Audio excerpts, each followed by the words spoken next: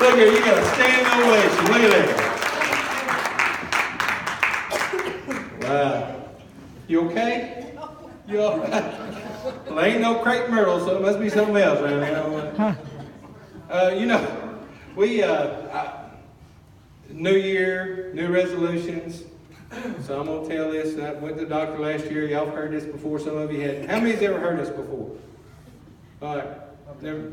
You lying. You are lying. Raise his hand up. I won't tell this again because some of y'all heard it. Some of y'all even asked me to tell it again. But I did go to the doctor last year, which just wasn't too long ago, last year. And can somebody tell me what you think he told me I need to do? Lose weight. Why would you say something like that to me? Lose weight, yes. Lose weight. He told me to lose weight. Now he said that he said that my BMI, or whatever it is, was so much that they had classified me as, now listen, morbidly obese. That's what they said. Now I like the word fat a whole lot better than obese. Because fat sounds like 200-300 pounds. Obese sounds like 8 or 9. And then he told me, he said, look, my profession has deemed obesity a disease. I looked at him and I said, well, you think I caught this from somebody? So what happened to you? I don't know, somebody said, some guy saw you last week, he's 150 pounds. Well, I don't know, some fat guy sneezed on me, here I am. And you know why I tell those stories? It's because my God says that I can make people laugh. That's right. And you know why I'm allowed to make people laugh? Because He is the author of laughter. Amen. Man. Proverbs tell us that a merry heart does like a medicine, and we all know what medicine does. Oh, yeah. Makes us forget. Some of it does, doesn't it? And y'all been sitting here for a few minutes laughing and forgot all the junk at home. Because everybody's got junk. Amen. Everybody's got something at home that they'd soon just want to not think about for a little while. Amen? And laughter allows us to do that. When he says it does like a medicine, it makes us feel better. Went to one church one time, now this is the truth. Old preacher walked up and said, I need to see you in my office. I've been in more pastor's office. He said, I need to see you in my office before we start. And I said, okay. He said, now listen, we done heard about your shenanigans. I said, what do you know about my shenanigans? Well, we know that you like to make people laugh and joke around all that stuff. He said, I'm just going to let you know that our congregation does not laugh. I said, I bet y'all going to be a hoot in heaven, ain't you? Because, boy, I'm going to have a good time in heaven, amen? Amen. You think I'm loud now? Wait till I get to heaven, right? But how many here that's the reason we're going to try to make you laugh a little bit. How many here like bluegrass? Keep your hands up. How many like bluegrass? All right. God will forgive the rest of y'all. Put them down. Who don't like bluegrass?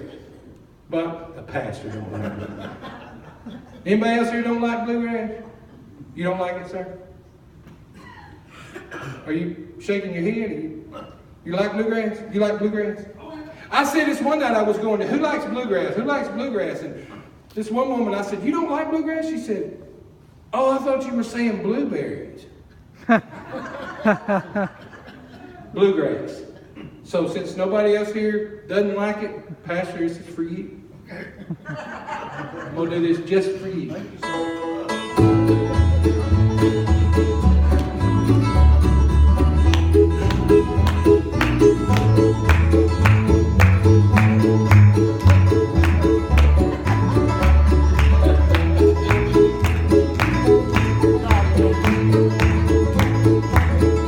Well, I'm using my Bible for a road map.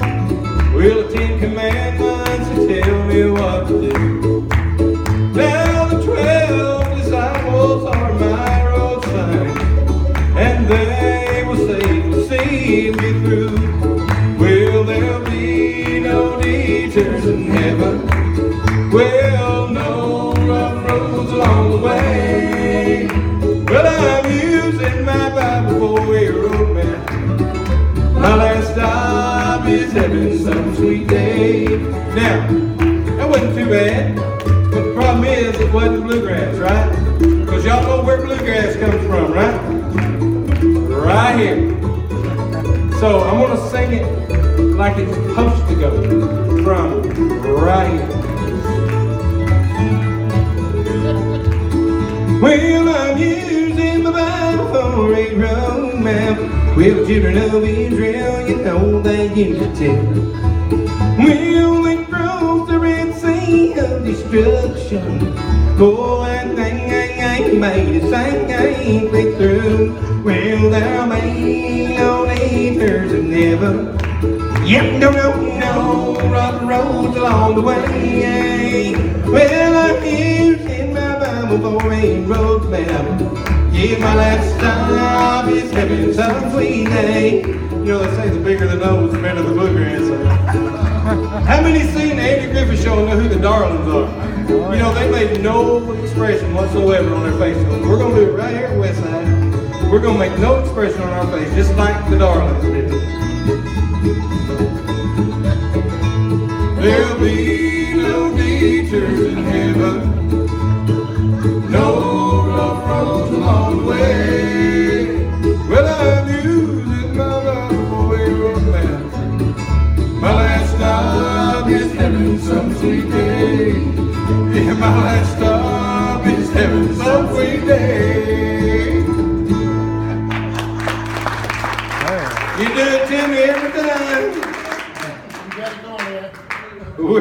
We're not going to keep y'all too long tonight because I want y'all to come back to church tomorrow.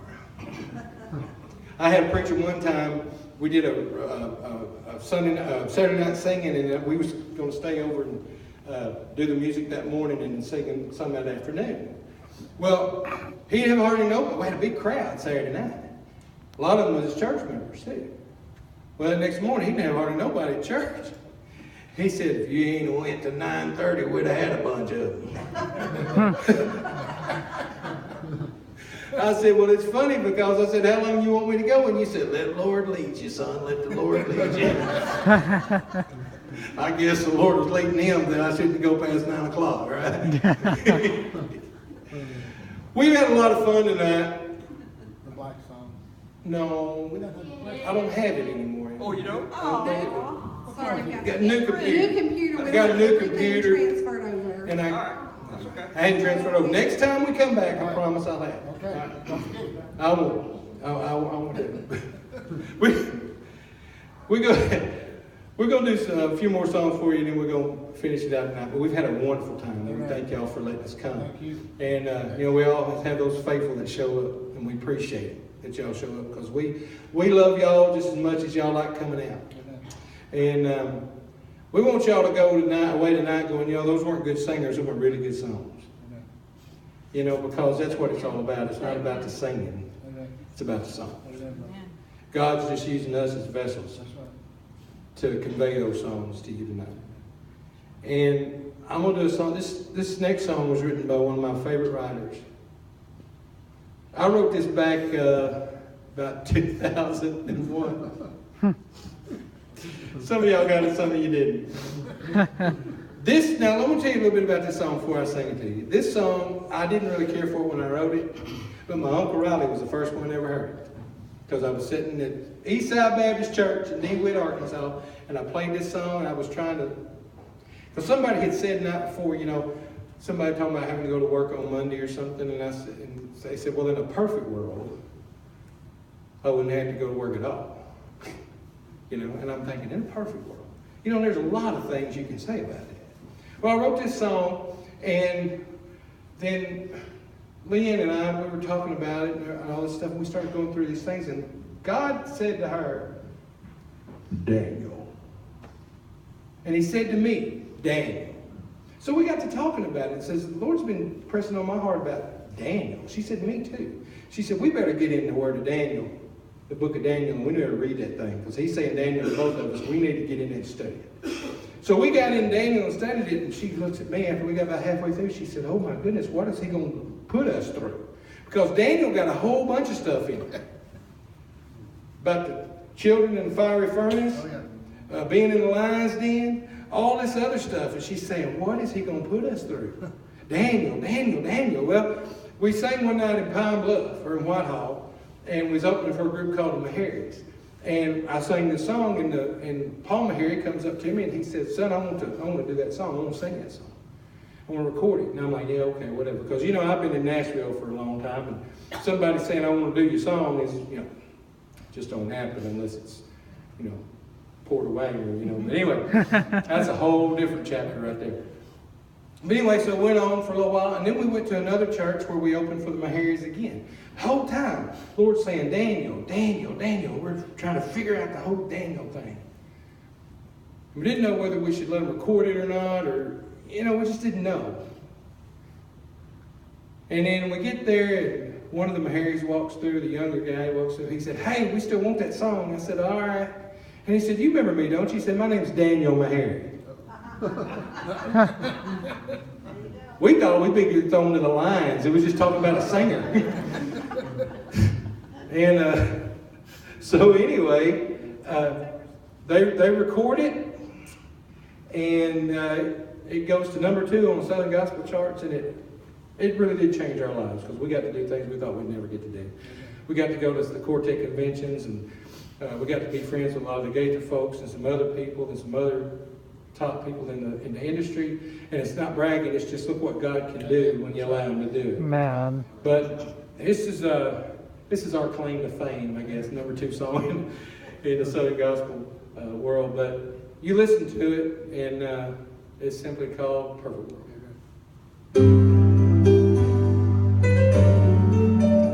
Daniel Mahary, this is for you, buddy. Well, the car runs right, the bills are all paid, kids don't whine, and they get all A's. Oh, in a perfect world, things don't break, the house stays clean, and I'm right on pitch on every song I sing. Oh, in a perfect world,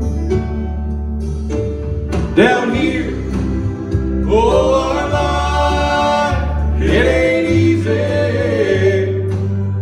Oh, in this place that we somehow call home. Oh, but in a little while we'll forget about our worries when we lay down our head and rest in that perfect world.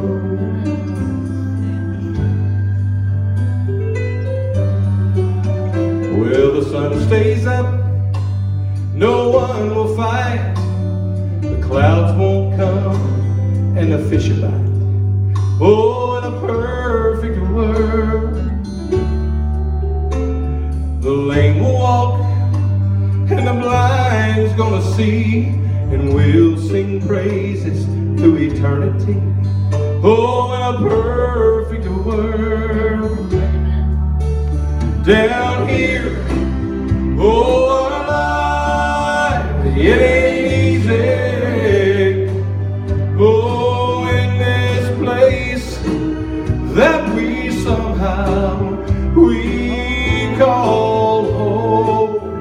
Oh, but in a little while we'll forget about our worries when we lay down our head and rest in that perfect world. You want to hear the best part? This is the best part. No tears will fall, no hearts will break, and we get to see Jesus face to face in that perfect world. Oh, down here, you see our lives, it ain't easy. Oh, in this place that we somehow call